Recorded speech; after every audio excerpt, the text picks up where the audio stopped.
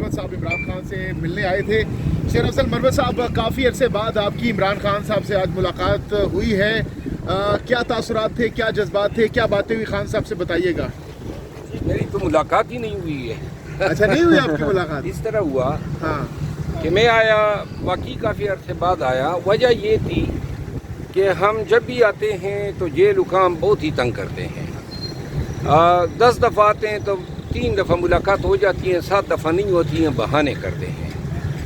और जिन लोगों की मुलाकातें होती हैं वो या वज़ीर जलखानाजात से सिफारिश लाते हैं या IG प्रिजन से, या फिर सुपरिटेंडेंट जेल जो हैं उसके नाज नखरे उठाते हैं। अब जब से ये सुपरिटेंडेंट आया है, इनके सामने हमने अदालत के, इस्लामाबाद हाई कोर्ट के तमाम अहकाम रखे कि सियासी क़यादत की मुलाकात जो है शेड्यूल के मुताबिक होगी, वकला की मुलाकात शेड्यूल के मुताबिक होगी। एक दफ़ा भी इस शख्स ने जो है इन अहकामात पे अमल नहीं किया। और हम तवीन में इसलिए नहीं जाते थे क्योंकि इसी शख्स ने जो है पहले खान को काल कोठरी में रखा, 10 दिन तक जो है रोशनी उन तक पहुंचने नहीं दी। कभी जिम जो साइकिल हैं वो उनसे छीन लेते हैं और तरीक़ों से तंग करते हैं, कभी कंबल जो है नहीं देते हैं। लेकिन खान जो है वो तो डटा हुआ है, उनको परवाह नहीं है। अभी खान साहब को उनके बेटों से बात नहीं करने दी जा रही है। मुख्तलिफ़ किस्म के ये शख्स जो हैं, जो सुपरिटेंडेंट जेल है, ये सहूलतें जो हैं खान के लिए पैदा कर रहा है। तो लिहाजा मैंने आज फैसला किया है कि मैं ये मुसलसल अदालती अहकामात की खिलाफ वर्जी, पामाली, यानी बार बार इसको मैंने कहा कि आप मॉनिटर नहीं कर सकते हैं, फिर भी हमारे सर पे जो है ये चौकीदार खड़े हो जाते हैं, नहीं ये हमें स्टेशनरी ले जाने देते हैं। हाई कोर्ट ने इनको हुक्म दिया है कि स्टेशनरी फाइल हम ले जाएंगे, हमसे छीन लेते हैं। तो लिहाजा जो जेल सुपरिटेंडेंट हैं और असिस्टेंट सुपरिटेंडेंट इमरान, इन दोनों के ख़िलाफ़ जो हैं मैं आज तवीनी अदालत की दरख्वास्त बनाऊंगा, कल दायर करूंगा। और इंशाल्लाह अब इनसे कोई नेकी नहीं चाहिए। हमारी अप्रोच जलखानाजात के वज़ीर तक नहीं है, ना IG जलखानाजात तक है, हमारी अप्रोच अदालतों तक है। अगर मुल्क में कोई कानून है तो आइंदा जो है ये हमें इंशाल्लाह रोकने की जुर्रत नहीं कर पाएंगे। तो क्या किन बातों के साथ, किन चीज़ों के साथ आप यहाँ पर आए थे? क्या कुछ डिस्कशन करनी थी खान साहब से आपने? मैंने खान साहब से पार्टी के मामला डिस्कस करने थे, कुछ इशूज़ जो मुझे इल्म हुआ है कि गलत बयानी करके उनको बताया गया है वो मैंने करेक्ट करने थे।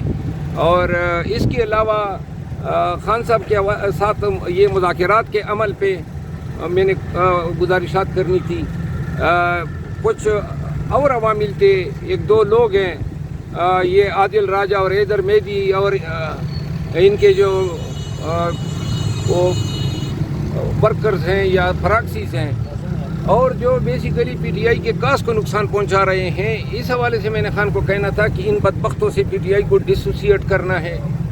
और इस तरह जो है चंद और बातें थी जो मैंने खान साहब से डिस्कस करनी थी। लेकिन अब मैं जाऊंगा पहले हाई कोर्ट, और इसके बाद जो है उम्मीद है कि जुमे को जो है तो ये तोशाखाना केस लगा हुआ है तो मैं जुमे को आऊँगा। अच्छा शेर अफजल मरवत साहब, काफ़ी अर्से से हम देख रहे हैं आपका वो चेहरा जिसकी वजह से आप मशहूर हुए थे, जो दबंग अंदाज था, जिस तरीके से आवाम को आप निकालते थे, थोड़े से खामोश और वो तबीयत नहीं नज़र आ रही। दोबारा से उसी मरवत साहब को, शेर अफजल मरवत को दबंग अंदाज में कब से देख रहे हैं? मरवत जो है उस पर जो गुजरी ना, 11 अप्रैल तक मैंने पार्टी की खिदमत की। 11 अप्रैल के बाद जब सब लोग बाहर आ गए तो बहुत सारे मेरे पीछे पड़ गए। कुछ लोग ये जो हैदर मेहदी और ये बदबख्त आदिल राजा की इमा पे सोशल मीडिया में इन्होंने जो मुझे सिर्फ़ और सिर्फ इस वजह से तख्ते मश्क बनाया।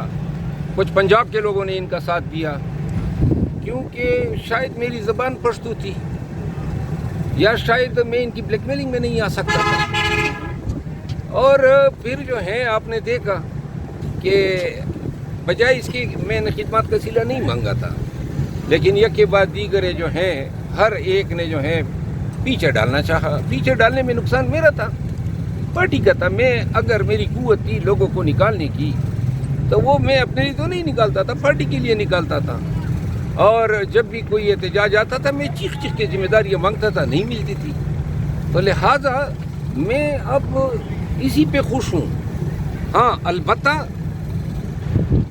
نوبت یہاں تک آ گئی تھی کہ جناب کسی نے کہا کہ جی ہم نے نکال دیا. کیوں نکالا؟ یعنی یہ اتنا جھوٹ گڑا گیا. ایک پنجاب کے MP نے خان کو بتایا کہ جناب انہوں نے آپ کو اور بی بی صاحبہ کو گالی دی ہے. یعنی اگر سیاست اس پہ آ جائے اور پھر اس شخص کو جو ہے پارلیمانی لیڈر بنا دیا گیا اس کارنامے کی بس. تو جب میں خان کے پاس گیا تو میں نے کہا یہ کوئی سیاست ہے؟ کیا تھا؟ تو لہذا اس تمام بیک گراؤنڈ کے اس میں اور یہ سلسلہ ختم نہیں ہو رہا ہے. اس دن بھی ایک بدبخت خان کو جھوٹ بول رہا تھا, مجھے کسی نے بتایا. تو لہٰذا میں خان کو یہ بھی بتانا چاہتا ایسے جھوٹے لوگوں کے جو ہیں چہروں سے نقاب ہٹانا چاہتا تھا. یہ ختم ہی نہیں ہو رہی ہیں یہ باتیں. وہ کم بختو میری غیبت کرتے ہو, جاؤ نون کے پیچھے لگ جاؤ اسٹیبلشمنٹ کا ذکر کرو, وہ تم لوگوں کو میں ہی نظر آتا ہوں. اچھا شرد الورما صاحب یہ بتائیے گا کہ جیسے آپ نے ابھی ذمہ داری کی بات کی, بڑی مشکل ٹائم میں آپ نے PTI کو موبلائز کیا, لوگوں کو موبلائز کیا, آپ نے ذمہ داریاں اٹھائیں. لوگ اکثر گلہ کرتے ہوئے نظر آ رہے ہیں, سوشل میڈیا پہ کیمپینس چلائی جا رہی ہیں باقاعدہ کہ 26 نومبر کی رات گولیاں چلی, اس وقت کوئی بھی نظر نہیں آیا ڈی چوک میں. حالانکہ آپ کا ایک دبنگ رول تھا, دبنگ کردار تھا, آپ مشکل ٹائم پہ کھڑے ہوئے تھے, تو وہ بھی کارکنان کے لیے مشکل ٹائم تھا. تو شکوہ کیا جا رہا ہے, کیا کہیں گے آپ ادھر تھے یا نہیں تھے اس پہ موجود؟ نہیں, آپ لوگ تھے تو آپ لوگوں نے مجھے دیکھا ہوگا. میں موجود تھا ڈی چوک پہ, اور ڈی چوک میں علی امین خان, بشرا بی بی اور عمر ایوب خان ہم اکٹھے جو ہیں, ہم نے یہ اسلام آباد کو میں نے وہاں پہ جوائن کیا کراچی کمنی کے پاس. اور یہی میرا رول تھا. مجھے بتایا گیا تھا کہ جب ہم اسلام آباد پہنچے تو آپ نے ہمیں جوائن کرنا ہے, علی امین خان سے آپ پوچھ لیں. تو میں نے ان کو جوائن کیا. پھر انہوں نے مجھے ڈیوٹی دی کہ آپ آگے جائیں, ورکرز کو ڈی چوک جانے سے روکیں. عمر ایوب خان اور علی امین خان نے, میں آگے گیا وہاں چائنا چوک کے پاس, میں نے لوگوں کو روکا. وہاں پہ میں نے تقریر کی, آپ کو مل جائے گی, آپ نے دیکھی ہوگی. میں نے کہا مت جاؤ آگے, قیادت کا یہ فیصلہ ہے. اس کے بعد 4:30-5 بجے, چونکہ میں رات کا جاگا ہوا تھا تو میں سونے کے لیے چلا گیا. مجھے کیا علم تھا میرے فرشتوں کو کہ جناب اٹھوں گا تو ایک قیامت صغریٰ جو ہیں گزر چکی ہوگی پاکستان پہ اور ہمارے اس پہ. ورنہ کوئی یہ سوچتا کہ یعنی یہ کوئی گولی چلے گی میرے ورکر پہ اور میں جو ہے اس جگہ پہ نہیں ہوں گا. خدا کی قسم آج بھی افسوس ہوتا ہے کہ کاش ہم نیند کے لیے نہ جاتے. لیکن اگر گولی چلتی, یہ دنیا دیکھتی کہ نہ ہم میدان سے بھاگنے والے ہیں اور بے شک مار دیتے. ویسی بھی تو زندگی بڑی گھٹن آمیز ہو چکی ہے, کیا اس میں رہ گیا ہے؟